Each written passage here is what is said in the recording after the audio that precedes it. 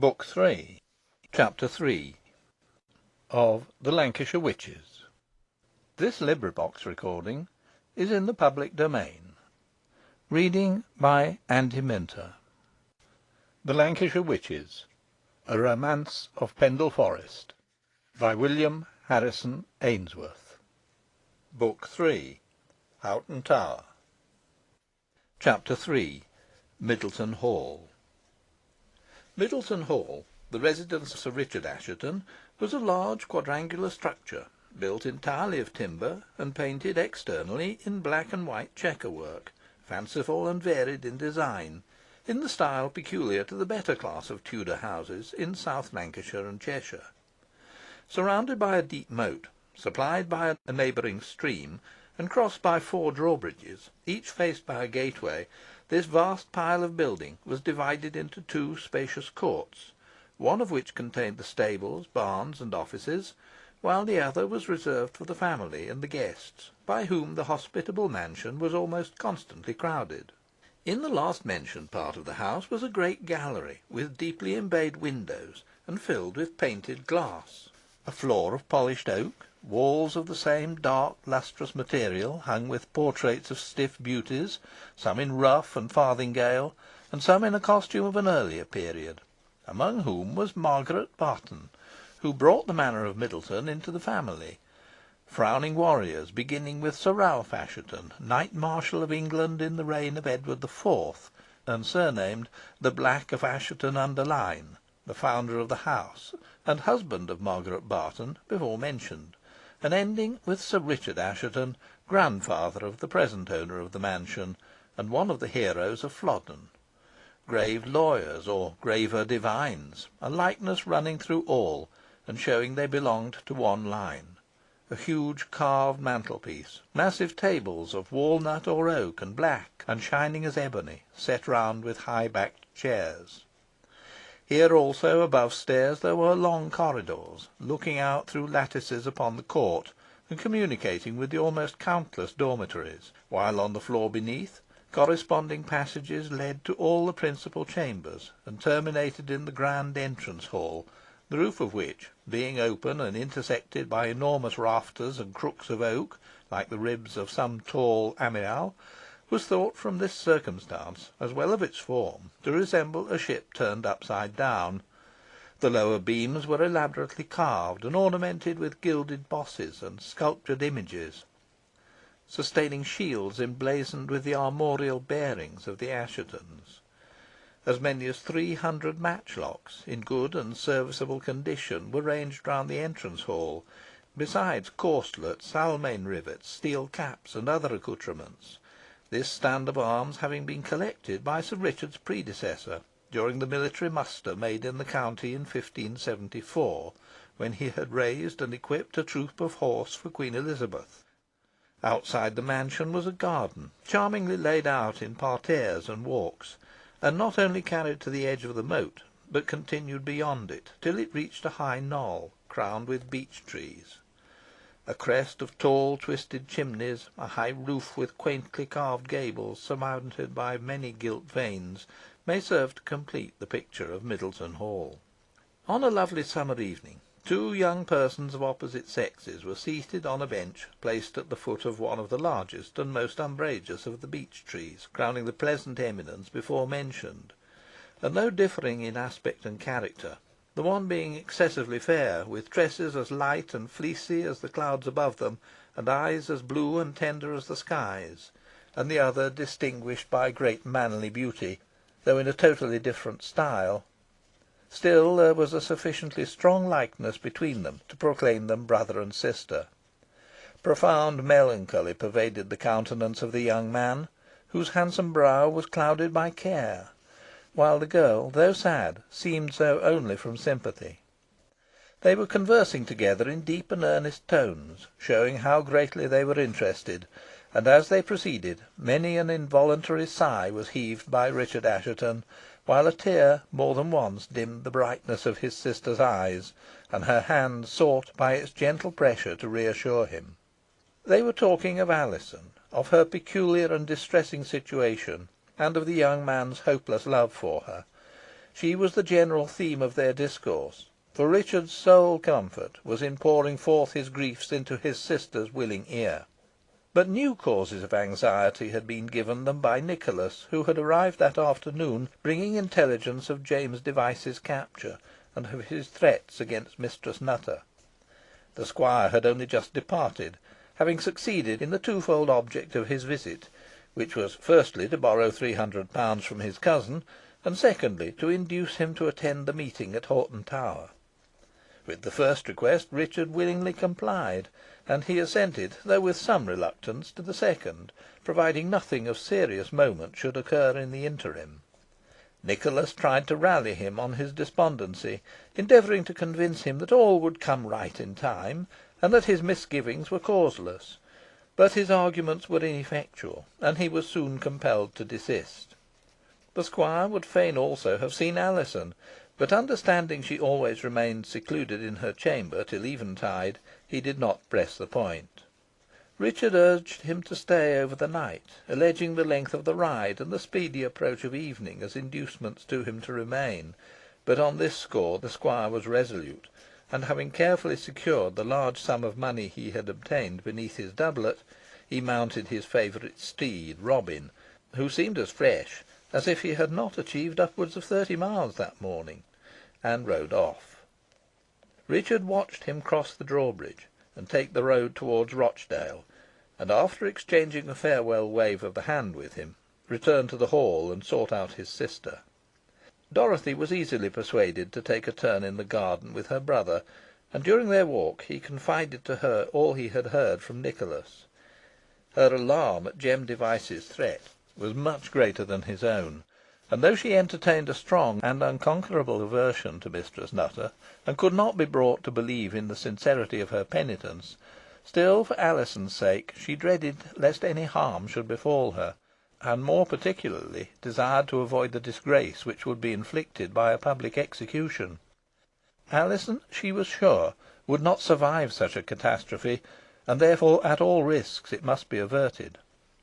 Richard did not share to the same extent in her apprehensions, because he had been assured by Nicholas that Mistress Nutter would be removed to a place of perfect security, and because he was disposed, with the squire, to regard the prisoner's threats as mere ravings of impotent malice.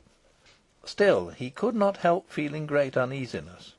Vague fears, too, beset him, which he found it in vain to shake off, but he did not communicate them to his sister, as he knew the terrifying effect they would have on her timid nature, and he therefore kept the mental anguish he endured to himself, hoping ere long it would diminish in intensity. But in this he was deceived, for instead of abating, his gloom and depression momently increased. Almost unconsciously, Richard and his sister had quitted the garden, proceeding with slow and melancholy steps to the beech-crowned knoll. The seat they had chosen was a favourite one with Alizon, and she came thither on most evenings, either accompanied by Dorothy or alone. Here it was that Richard had more than once passionately besought her to become his bride, receiving on both occasions the same meek yet firm refusal. To Dorothy also, who pleaded her brother's cause with all that eloquence and fervour of which she was mistress, Alizon replied that her affections were fixed upon Richard, but that while her mother lived and needed her constant prayers, they must not be withheld, and that looking upon any earthly passion as a criminal interference with this paramount duty, she did not dare to indulge it. Dorothy represented to her that the sacrifice was greater than she was called upon to make, that her health was visibly declining, and that she might fall a victim to her overzeal, but Alizon was deaf to her remonstrances, as she had been to the entreaties of Richard. With hearts less burdened, the contemplation of the scene before them could not have failed to give delight to Richard and his sister, and even amid the adverse circumstances under which it was viewed, its beauty and tranquillity produced a soothing influence. Evening was gradually stealing on, and all the exquisite tints marking that delightful hour were spreading over the landscape. The sun was setting gorgeously, and a flood of radiance fell upon the old mansion beneath them, and upon the grey and venerable church situated on a hill adjoining it. The sounds were all in unison with the hour, and the lowing of cattle, The voices of the husbandmen returning from their work, mingled with the cawing of the rooks newly alighted on the high trees near the church, told them that bird, man, and beast were seeking their home for the night. But though Richard's eye dwelt upon the fair garden beneath him, embracing all its terraces, green slopes, and trim pastures, though it fell upon the moat belting the hall like a glittering zone, though it rested upon the church tower, and, roaming over the park beyond it, finally settled upon the range of hills bounding the horizon, which have not inaptly been termed the English Apennines, though he saw all these things, he thought not of them, neither was he conscious of the sounds that met his ear, and which all spoke of rest from labour and peace. Darker and deeper grew his melancholy. He began to persuade himself that he was not long for this world, and while gazing upon the beautiful prospect before him, was perhaps looking upon it for the last time. For some minutes Dorothy watched him anxiously, and at last, receiving no answer to her questions, and alarmed by the expression of his countenance, she flung her arms round his neck and burst into tears. It was now Richard's turn to console her, and he inquired with much anxiety as to the cause of this sudden outburst of grief. "You yourself are the cause of it, dear Richard," replied Dorothy, regarding him with brimming eyes. "I cannot bear to see you so unhappy. If you suffer this melancholy to grow upon you, it will affect both mind and body. Just now your countenance wore an expression most distressing to look upon. Try to smile, dear Richard, if only to cheer me, or else I shall grow as sad as you. Ah me! I have known the day, and not long since either, when on a pleasant summer evening like this you would propose a stroll into the park with me, and when there would trip along the glades as fleetly as a deer, and defy me to catch you. But you always took care I should, though. Ah, come, there is a little attempt at a smile, that's something. You look more like yourself now. How happy we used to be in those days, to be sure, and how merry! You would make the courts ring with your blithe laughter, and well nigh kill me with your jests. If love is to make one mope like an owl, and sigh like the wind through a half-shut casement, if it is to cause one to lose one's rosy complexion and gay spirit, and forget how to dance and sing, take no pleasure in hawking and hunting, or any kind of sport, walk about with eyes fixed upon the ground, muttering, and with disordered attire, if it is to make one silent when one should be talkative, grave when one should be gay, heedless when one should listen, if it is to do all this, defend me from the tender passion, I hope I shall never fall in love." "I hope you never will, dear Dorothy," replied Richard, pressing her hand affectionately, "if your love is to be attended with such unhappy results as mine. I know not how it is, but I feel unusually despondent this evening, and am haunted by 1,000 dismal fancies. But I will do my best to dismiss them, and with your help no doubt I shall succeed." "There, that was a smile in earnest," cried Dorothy, brightening up. "Oh, Richard, I am quite happy now. And after all, I do not see why you should take such a gloomy view of things. I have no doubt there is a great deal, a very great deal of happiness in store for you and Alizon.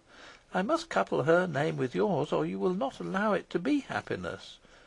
If you can only be brought to think so, I am quite sure of it, and you shall see how nicely I can make the matter out. As thus, Mistress Nutter is certain to die soon. Such a wicked woman cannot live long. Don't be angry with me for calling her wicked, Richard, but you know I can never forget her unhallowed proceedings in the convent church at Whalley, where I was so nearly becoming a witch myself. Well, as I was saying, she cannot live long, and when she goes, and Heaven grant it may be soon, Alizon no doubt will mourn for her, though I shall not, and after a decent interval, then, Richard, she will no longer say you nay, but will make you happy as your wife. Nay, do not look so sad again, dear brother. I thought I should make you quite cheerful by the picture I was drawing." "It is because I fear it will never be realised that I am sad, Dorothy," replied Richard. "My own anticipations are the opposite of yours, and paint Alizon sinking into an early grave before her mother, while as to myself, if such be the case, I shall not long survive her." "Nay, now you will make me weep again," cried Dorothy, her tears flowing afresh. But I will not allow you to indulge such gloomy ideas, Richard. If I seriously thought Mistress Nutter likely to occasion all this fresh mischief, I would cause her to be delivered up to justice, and hanged out of the way. You may look cross at me, but I would.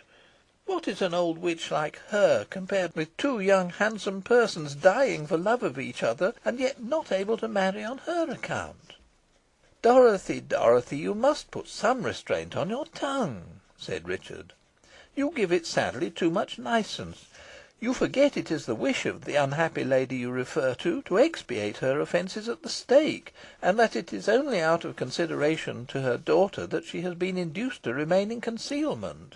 What will be the issue of it all I dare scarcely conjecture. Woe to her, I fear. Woe to Alizon. Woe to me." "Alas, Richard, that you should link yourself to her fate!" exclaimed Dorothy, half mournfully, half reproachfully. "I cannot help it," he replied. "It is my destiny a deplorable destiny, if you will, but not to be avoided. That Mistress Nutter will escape the consequences of her crimes, I can scarcely believe. Her penitence is profound and sincere, and that is a great consolation, for I trust she will not perish body and soul. I should wish her to have some spiritual assistance, but this Nicholas will not for the present permit, alleging that no churchman would consent to screen her from justice when he became aware, as he must by her confession, of the nature and magnitude of her offences. This may be true, but when the wretches who have been leagued with her in iniquity are disposed of, the reason will no longer exist, and I will see that she is cared for. But apart from her mother, I have another source of anxiety respecting Alizon. It is this. Orders have been this day given for the arrest of Elizabeth Device and her daughter Jennet, and Alizon will be the chief witness against them. This will be a great trouble to her." "Undoubtedly," rejoined Dorothy, with much concern; "but can it not be avoided?" "I fear not," said Richard, "and I blame Nicholas much for his precipitancy in giving the order. But he replied he had been held up latterly as a favourer of witches, and must endeavour to redeem his character by a display of severity. Were it not for Alizon, I should rejoice that the noxious brood should at last be utterly exterminated." "And so should I, in good sooth," responded Dorothy. "As to Elizabeth Device, she is bad enough for any thing, and capable of almost any mischief, but she is nothing to Jennet, who I am persuaded would become a second Mother Demdike if her career were not cut short. You have seen the child, and know what an ill-favoured, deformed little creature she is, with round shoulders, eyes set strangely in her face, and such a malicious expression. Oh, I shudder to think of it." And she covered her face with her hands, as if to shut out some unpleasant object. "Poor predestined child of sin, branded by nature from her birth, and charged with wicked passions as the snake with venom, I cannot but pity her," exclaimed Richard. "Compassion is entirely thrown away," he added, with a sudden change of manner, and as if trying to shake off a weakness. "The poisonous fruit must, however, be nipped in the bud. Better she should perish now, even though comparatively guiltless, than hereafter with a soul stained with crime like her mother." As he concluded, he put his hand quickly to his side, for a sharp and sudden pang shot through his heart, and so acute was the pain, that after struggling against it for a moment, he groaned deeply, and would have fallen, if his sister, greatly alarmed, and with difficulty repressing a scream, had not lent him support. Neither of them were aware of the presence of a little girl, who had approached the place where they were sitting, with footsteps so light that the grass scarcely seemed to bend beneath them, and who, ensconcing herself behind the tree, drank in their discourse with eager ears. She was attended by a large black cat, who, climbing the tree, placed himself on a bough above her. During the latter part of the conversation, and when it turned upon the arrest of Jennet and her mother, the expression of the child's countenance, malicious enough to begin with, became desperately malignant, and she was only restrained by certain signs from the cat, which appeared to be intelligible to her, from some act of mischief. At last even this failed, and before the animal could descend and check her, she crept round the bole of the tree, so as to bring herself close to Richard, and, muttering a spell, made one or two passes behind his back, touched him with the point of her finger, but so lightly that he was unconscious of the pressure, and then hastily retreated with the cat, who glared furiously at her from his flaming orbs. It was at the moment she touched him that Richard felt as if an arrow were quivering in his heart. Poor Dorothy's alarm was so great that she could not even scream for assistance, and she feared if she quitted her brother he would expire before her return. But the agony, though great, was speedily over, and as the spasm ceased, he looked up, and with a faint smile strove to reassure her. "Do not be alarmed," he said. "It is nothing, a momentary faintness, that is all." But the damp upon his brow and the deathly hue of his cheek contradicted the assertion, and showed how much he had endured. "It was more than momentary faintness, dear Richard," replied Dorothy. "It was a frightful seizure, so frightful that I almost feared. But no matter. You know I am easily alarmed. Thank God, here is some colour coming into your cheeks. You are better now, I see. Lean upon me, and let us return to the house." "I can walk unassisted," said Richard, rising with an effort. "Do not despise my feeble aid," replied Dorothy, taking his arm under her own. "You will be quite well soon." "I am quite well now," said Richard, halting after he had advanced a few paces. "The attack is altogether past. Do you not see Alizon coming towards us? Not a word of this sudden seizure to her. Do you mind, Dorothy?" Alizon was soon close behind them, and though, in obedience to Richard's injunctions, no allusion was made to his recent illness, she at once perceived he was suffering greatly, and with much solicitude inquired into the cause. Richard avoided giving a direct answer, and immediately entering upon Nicholas's visit, tried to divert her attention from himself. So great a change had been wrought in Alizon's appearance and manner during the last few weeks, that she could scarcely be recognised. Still beautiful as ever, her beauty had lost the earthly character, and had become in the highest degree spiritualised and refined. Humility of deportment and resignation of look, blended with an expression of religious fervour, gave her the appearance of one of the early martyrs.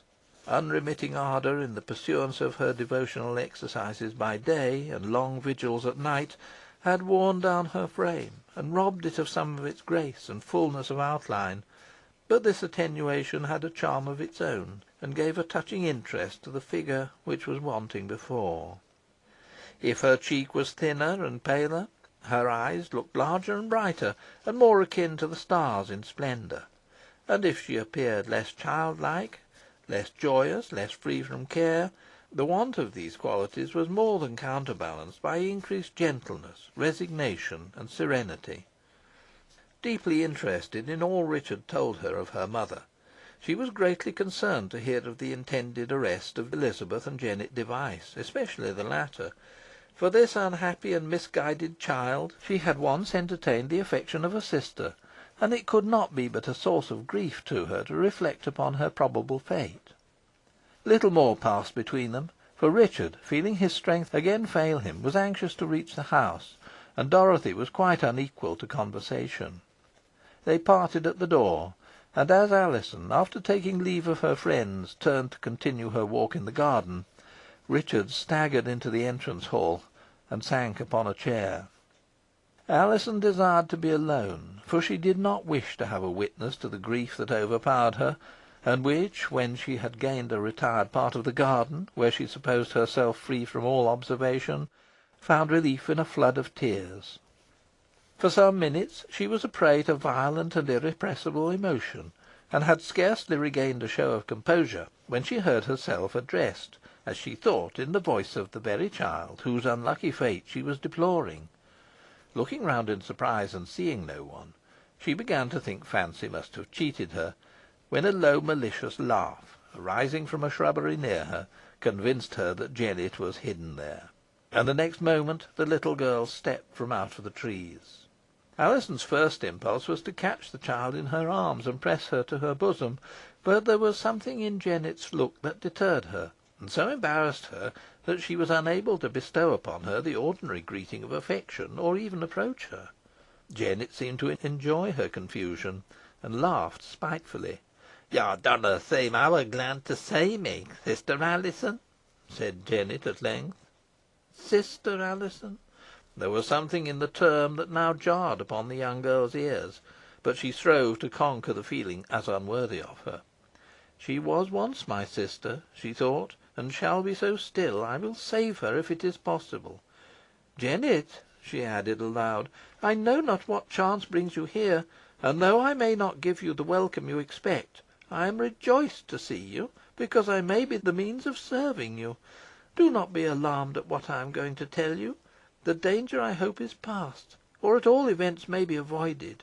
Your liberty is threatened, and at the very moment I see you here, I was lamenting your supposed condition as a prisoner."